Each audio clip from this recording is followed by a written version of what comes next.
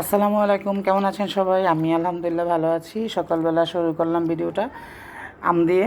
আমার পছন্দের ফল, যেটা খেলে আমার আর পেলে আমার আর কিছু লাগে না। তবে দুঃখের কথা কি জানেন, মানে মেহমান যারা আসে বাড়িতে কাঁঠালও নিয়ে আসে, আমও নিয়ে আসে। কেন কাঁঠাল ছাড়া শুধু আম আনা যায় না? এই যে এত সুন্দর সুন্দর আম, কাঁঠাল কত খাওয়া যায়? ভাল লাগে না, বিরক্ত লাগে। তো আমগুলা ভিজাইছিলাম কালকে, তো এখন উঠাই নিতেছি, কারণ ফরমালিন টরমালিন যদি থাকে শুনি তাহলে তো শেষই।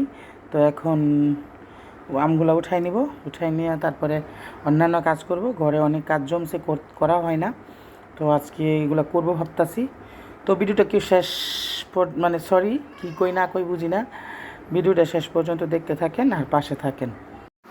পরে বাজার থেকে কিছু গুঁড়ো মানে ছোটো মাছ আনলো। ছোটো মাছগুলো অনেক বেশি সুন্দর ছিল। আর এই মাছগুলো আমার এত বেশি ভালো লাগে কেন, মানে মাছের মাঝখানে কিছু কিছু মানে বড় মাছের মাঝখানে কিছু কিছু চিংড়ি মাছ থাকে, এই জন্য আমার ভালো লাগে। আর এখানে একটা বেবির জন্য বড় মাছও আনা হয়েছে।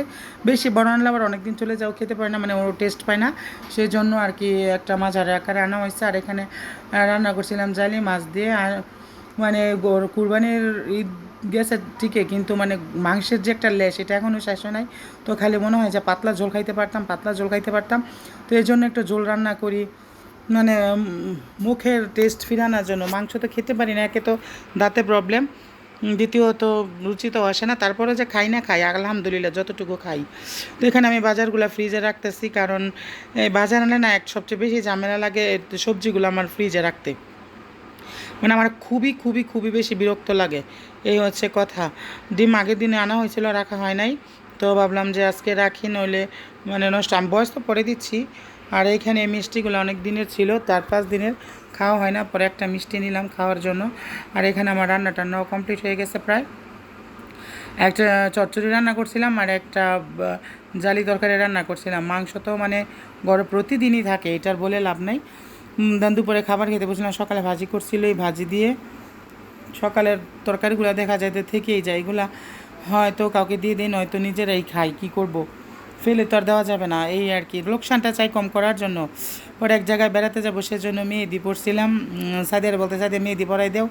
পরে সাদিয়া মেহেদি পড়াই দিছে। আসলে ঈদ গেছে, তেমন একটা মেহেদি পড়া হয় না, তেমন একটা বলতে কি মেহেদি পড়ি না, আগের মতো আনন্দ ফুর্তি মনে মানে কিছুই পাই না, সোজা কথা, যেটা বলার বাইরে। আর আমি সবচেয়ে বড় কথা, মানসিকভাবে একটু প্রবলেমে আছি, বিশাল প্রবলেমে আছি। না পারতাছি কারো কাছে বলতে, না পারতাছি সইতে, তবে নিজের কষ্টটা নিজের কাছেই রাখছি। কি আর করার। আমার ফাইনাল লুক হচ্ছে মেহেদির এইটা। তো মেহেদিটা কেমন হলো সবাই একটু জানাবেন। মেহেদি চলে আসছে। আসলে আমরা তো আঞ্চলিক ভাষায় কথা বলে অভ্যস্ত, এই হচ্ছে ব্যাপার। আর সন্ধ্যের সময় আম্মা বলতেছে ড্রাগন খাবো, তো পরে ড্রাগনটা কাইটা দিলাম খাওয়ার জন্য। কারণ ফ্রুটস অনেক দিন বেশি থাকলে নষ্ট হয়ে যায়, কেমন জানি হয়ে যায়, আর খাওয়া হয় না, এটা হচ্ছে সবচেয়ে বড় প্রবলেম। তো যাই হোক, ভিডিওটা কেমন লাগলো অবশ্যই কমেন্টে জানাবেন।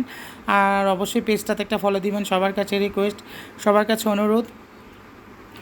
আর আমার শাহরানও একটা ইউটিউব চ্যানেল আছে, প্লিজ ওখানে একটা সাবস্ক্রাইব করে দিবেন। আর সবাই ভালো থাকবেন। কালকে অন্য কোনো ব্লগে কথা হবে, সে পর্যন্ত ভালো থাকেন।